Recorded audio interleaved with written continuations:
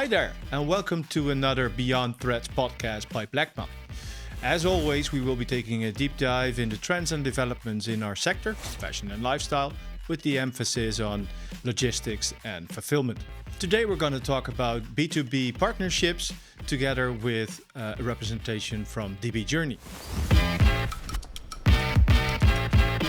Today, I'm joined by Joachim Gund, and he is the Chief Transformation Officer at DB Journey. Hi, Joachim. Thank you very much for joining us. Hi, Eric. Thanks for having me. It's great to be here. Absolutely. Thank you. And to kick things off, can you give us a brief introduction of yourself and of course, what you do in your day-to-day at the company? Sure. My name is Joachim. I'm a German-Mexican guy living in Madrid, working for a Norwegian company called DB Journey, as you mentioned. And I've been with DB for 5.5 years. And that's kind of like the midway. I mean, DB was founded 12 years ago, so I joined kind of like midway. And when I joined, it wasn't what it is today. It was still a very small team. And I came in to develop the supply chain department. And after a couple of years, like 2.5 more or less, we decided to develop it a little bit further. And what we did was basically split the operational task from the strategic tasks, and everything that is operational, like the day-to-day business, which, in supply chain, there's quite a lot to do. That went over to my colleague, the Chief Operations Officer, and his team. And I took over everything that is a little bit more into the future and kind of developed the transformation department. So what I do there is basically look into the supply chain development from end to end, work with not necessarily with our suppliers, but try to find alternative sourcing possibilities, which is a very relevant topic these days.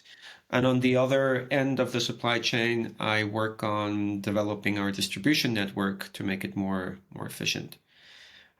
So that's kind of what I'm doing. I'm also developing, that's a project I'm very proud of. I'm very excited, our circularity program, which is a project a program we're developing together with Bleckmann. And since we're going to be talking about partnerships and good partnerships, I think that's a very good example of a good partnership. Yeah. So it most definitely sounds like I'm talking to the right guy. That's for sure. Can you inform our listeners and viewers why establishing a business relationship is so critical for brands like yours? I think it's critical because, simply put, through the lens of DB, I can say that we wouldn't be where we are without the right partners. We're still a very young company, and to get to where we are today would not have been possible without them. And for those listeners that don't know DB Journey, maybe let me just give you a little bit of context, a little bit of history about DB, so you kind of know what I mean when I say we wouldn't be where we are. As I mentioned, we were founded 12 years ago. Back then it was 2 people, the 2 founders, and that has developed to being around 75 today. So that's quite good. Fortunately, we've been very successful year by year, 2-digit growth, now present originally from Scandinavia, but then expanded into Europe, US, Canada, Asia Pacific, South Africa. So it's quite a lot of markets, and that obviously comes with a lot of challenges. And the latest achievement has been that we have now received some funding, an investment from LVMH Luxury Ventures Fund, and that's super exciting, of course, because that's another great partnership. I think that's going to boost our growth in the future. But the point I want to make is that's what I mean when I say we wouldn't be where we are. I mean, it's quite thrilling for us to be on LVMH's radar, and we would not have made it thus far without having the right partners supporting and guiding us in these last 12 years. Yeah. Okay. Thanks for that. But making sure that you have the right partners. Do you have a short list of, yeah, aspects of or services or characteristics for a partnership that brands that are currently looking for the right partnership should prioritize?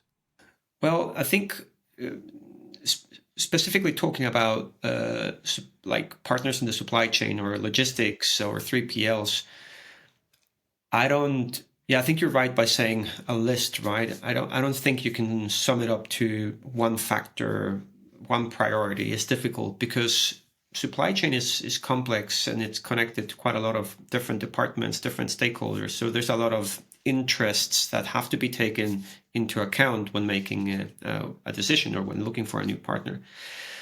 So I think it's like creating that balance of what is it that you actually need when looking for a new partner, and having very clear objectives. I think that's key. I mean, why are you looking for a new partner?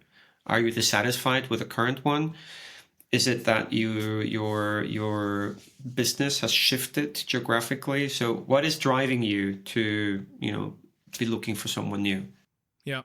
Yeah, and of course, I hope I don't sound too biased, but looking at the 30 years of experience that I now have in our sector, or close to 30 years, I, for one, would always be on the lookout for that partner that wants to be a partner, not a supplier. Yeah, and deliver. Even though he or she is gonna deliver on your every need, that's something else than a partner who proactively comes to you and says, "Are you sure?" Or who works with the same energy of bringing the pristine product to your customers. So that's the kind of the buy-in that I want to see. That's what I would say.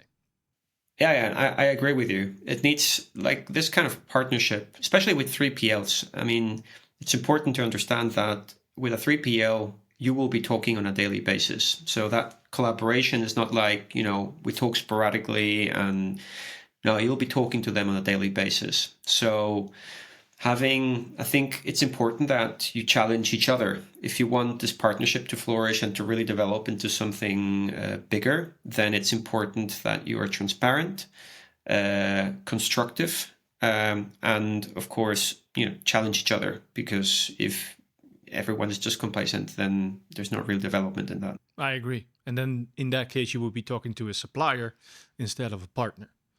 Yeah.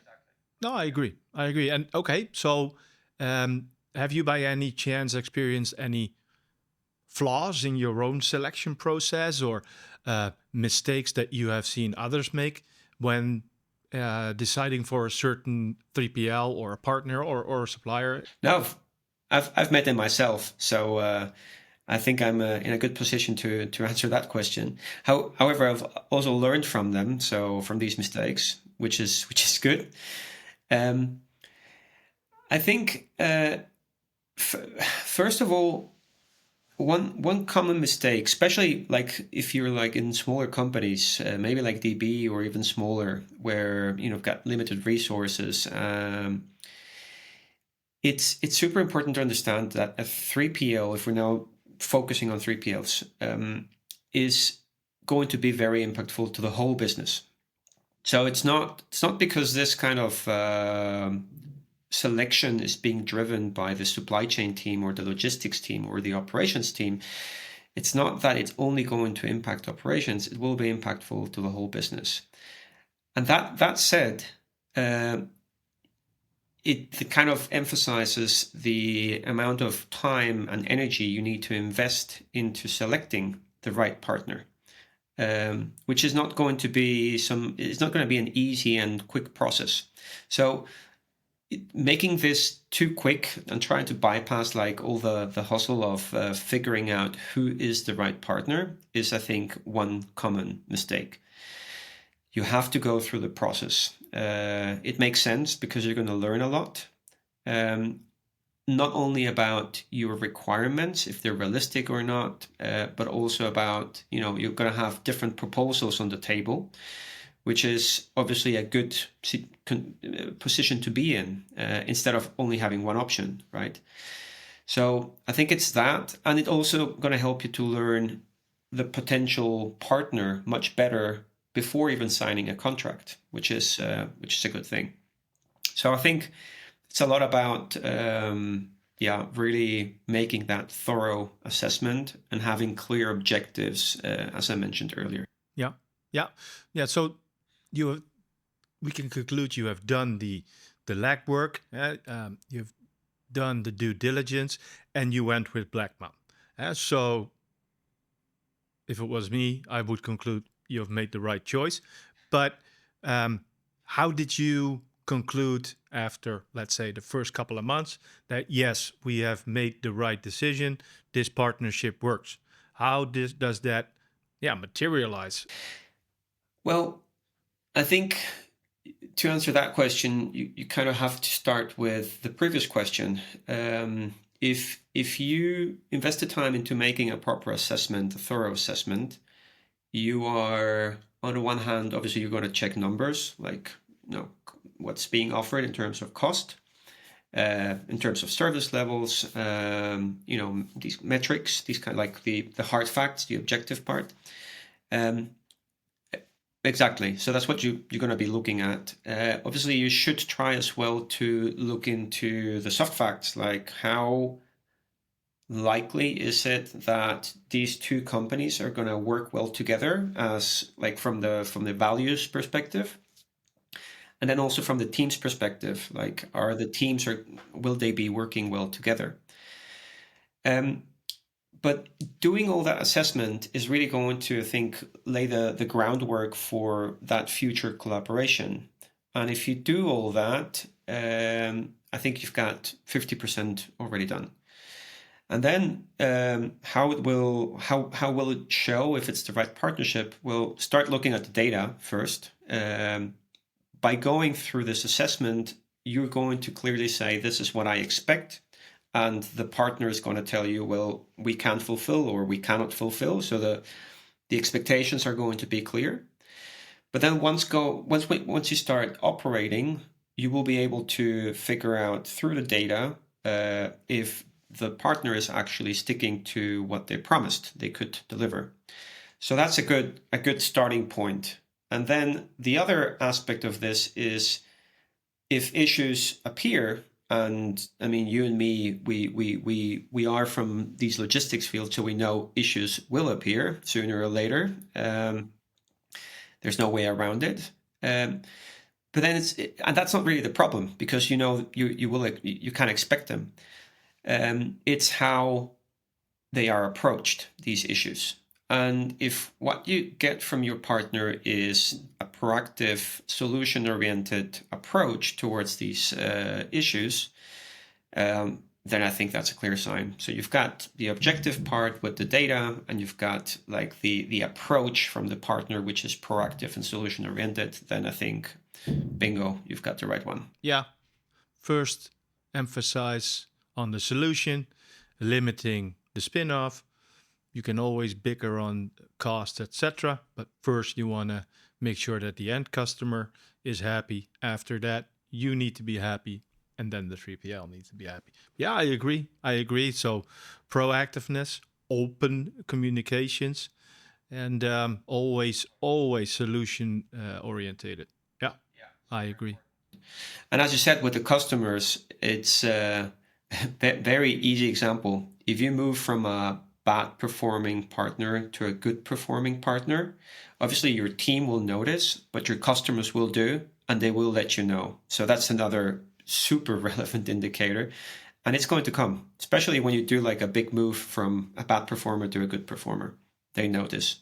Yeah, and that is I think the key performance indicator. Yeah? That is should be prioritized at all times. So indeed, it's your customer that determines if you and I are doing a good job. Yeah, I agree.